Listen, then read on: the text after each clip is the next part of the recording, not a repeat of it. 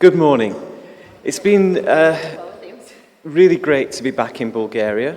I seem to be here, well, I've been here on and off for the last 22, 23 years and have seen amazing changes and real challenges for people here. And yesterday we were hearing of very strong feelings about the current situation. And I think what that reflects is that we're in a situation where we've taken reform a certain few steps forward, but where there are still many steps to go. And I think one of the things that I hope this conference will do will be to start to think about what are those next steps and how might they be ones which make Bulgaria a real leader in terms of child protection and children's services. What I'm going to talk to you about today is one approach to that. I'm not saying this is the answer. I'm not saying that this is the only way forward, but it's about one thing that I think we need to do, and that's around the whole business of parents. And I think what we have to do is to make parents part of the solution rather than the problem. At the moment, parents in child protection systems around the world are seen as the problem. We assess them as the problem. We don't see them as part of the solution. And that's where we need to move to. So I'm going to talk to you about parent participation as a way to make parents part of the solution. But first I want to just say that this is happening in a situation in which, around the globe, child protection systems are in crisis. There's massive numbers of children getting involved in the child protection systems, and that is increasing rapidly. In all of the systems where there are English-speaking child protection systems, and Bulgaria is one of those. Bulgaria has adapted an English-speaking type of child protection system.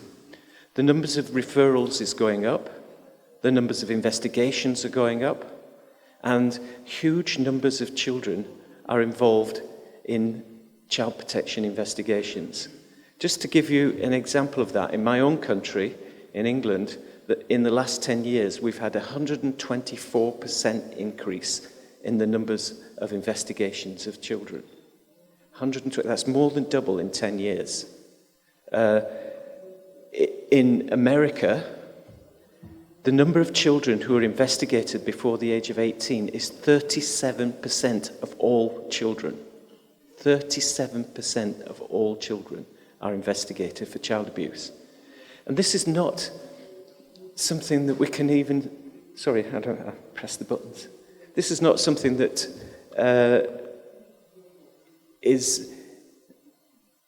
we can ignore, because each of those investigations causes pain and harm and damage.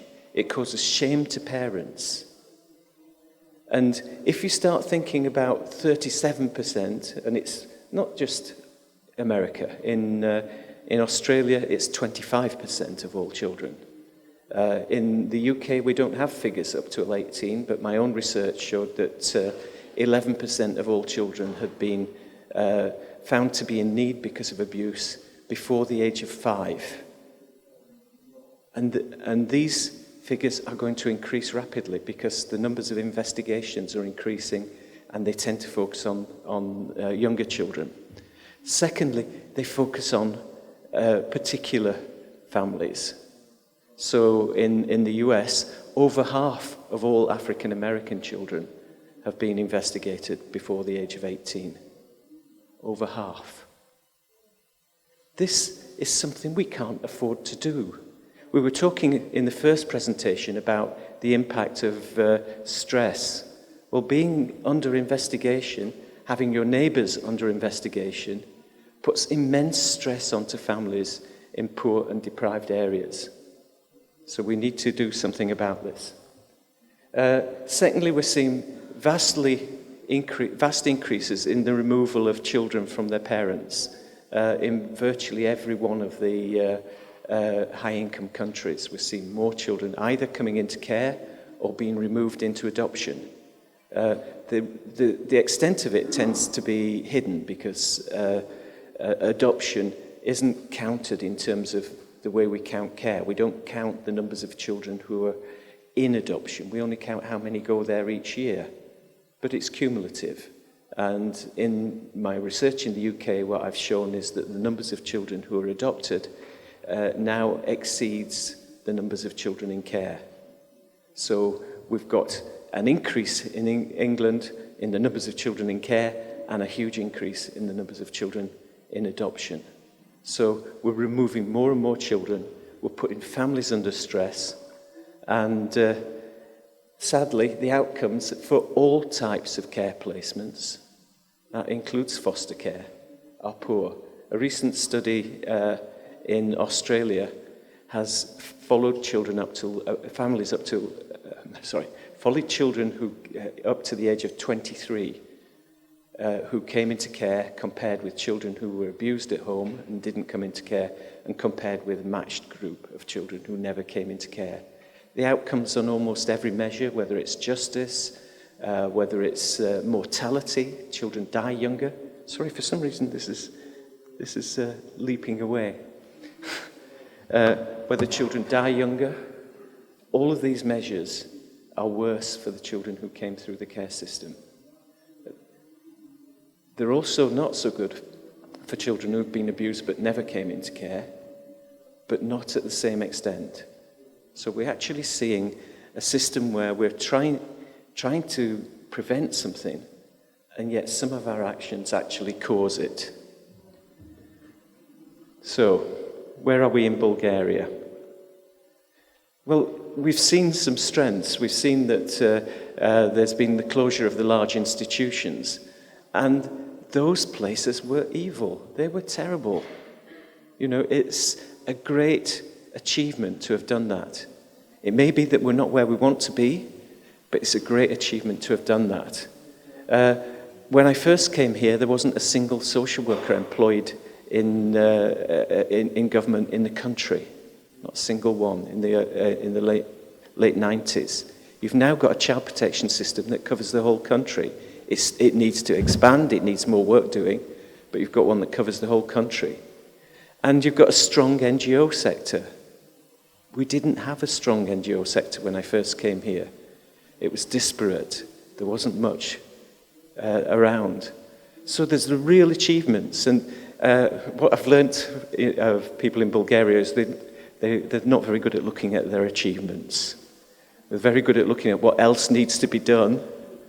But I think as a country, you're not very good at looking at your achievements. And you should do, because you've achieved a lot. However, there's more to do.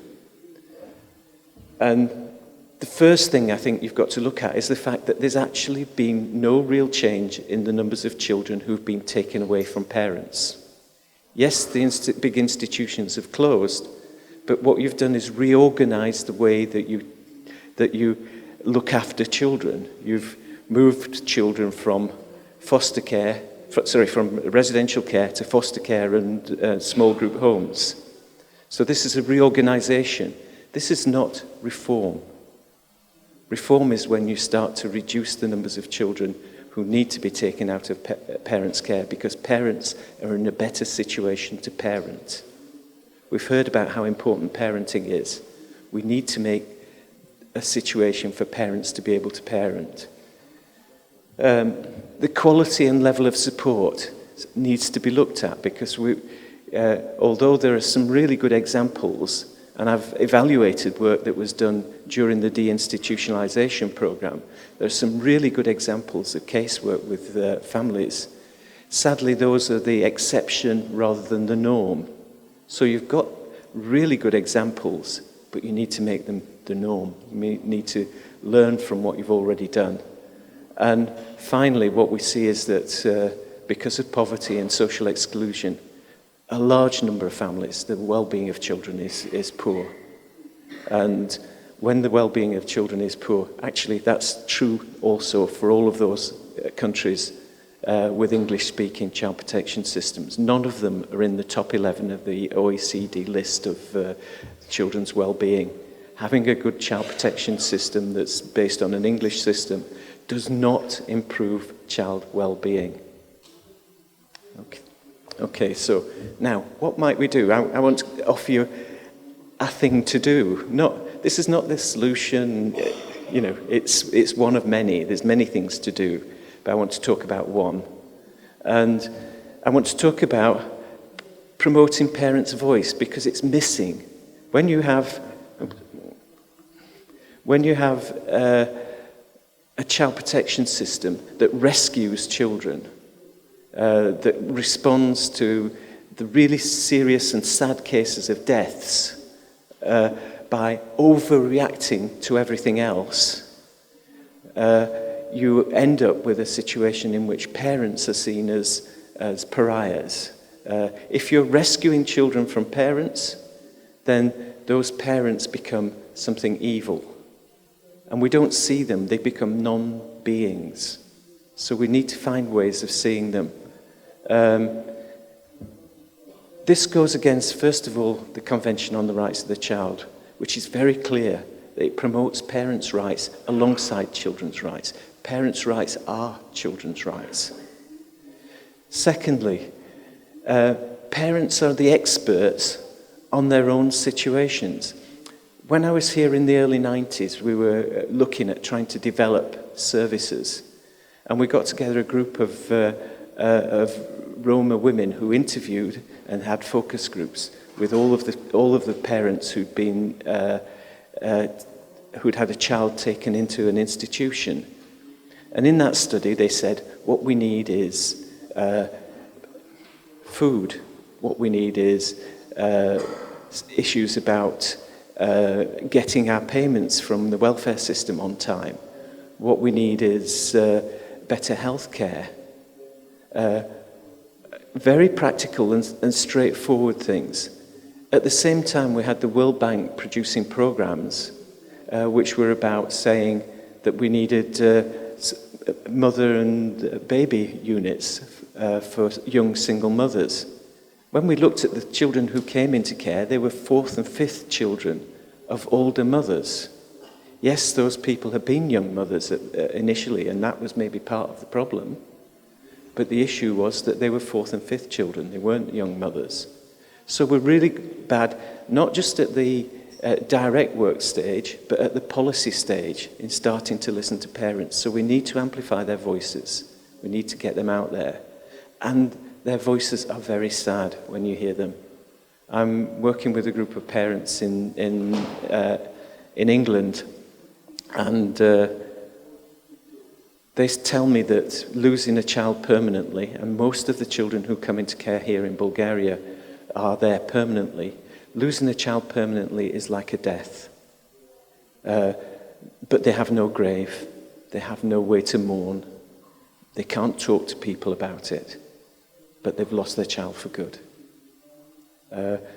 Some of the parents I'm working with have set up a memorial garden so they have somewhere to go and mourn their children. This is the voice of parents that we need to hear, because these issues impact so strongly on families and communities.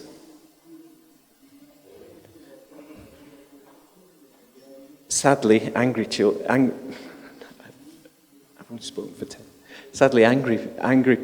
parents can get involved in organisations that challenge reform. I think you're seeing that now in Bulgaria.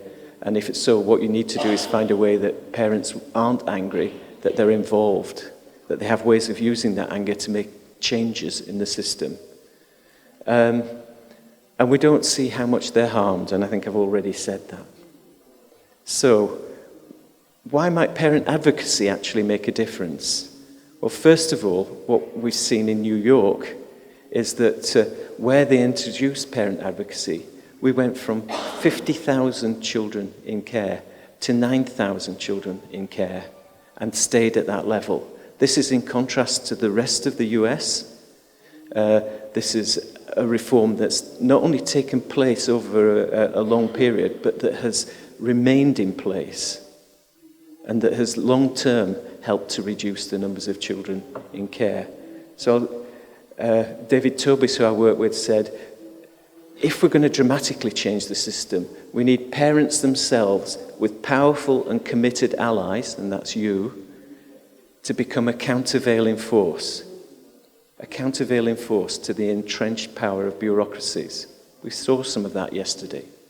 We saw how people can accept change that isn't change. And we need to have parents to help us, but we need to help them.